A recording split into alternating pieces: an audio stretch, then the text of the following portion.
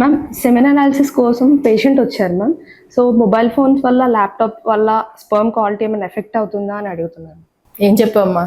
Effect అవుతుందని చెప్పండి. Good. Okay. So ఇది చాలా మందికి వచ్చే క్వశ్చన్ అండి.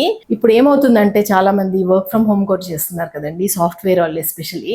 ల్యాప్టాప్స్ అనేది ల్యాప్ మీద కంఫర్ట్ కోసం పెట్టుకుని పనిచేస్తూ ఉంటారు. ఇక్కడ ఏంటంటే టెస్టికులర్ టెంపరేచర్ అనేది బాడీ టెంపరేచర్ కన్నా 2 to 4 degrees లోవర్ గా ఉండాలన్నమాట. సో ల్యాప్టాప్స్ ల్యాప్ మీద పెట్టి పనిచేయడం వల్ల టెస్టికులర్ టెంపరేచర్ రైజ్ అయ్యి స్పర్మ్ ప్రొడక్షన్ ఎఫెక్ట్ అవడము, స్పర్మ్ క్వాలిటీ ఎఫెక్ట్ అవడము జరుగుతుంది. అలాగే మొబైల్స్ ఫ్రంట్ పాకెట్ లో పెట్టుకుంటే కూడా టెస్టికులర్ టెంపరేచర్ రైజ్ అయ్యే అవకాశం ఉంటుంది అనమాట.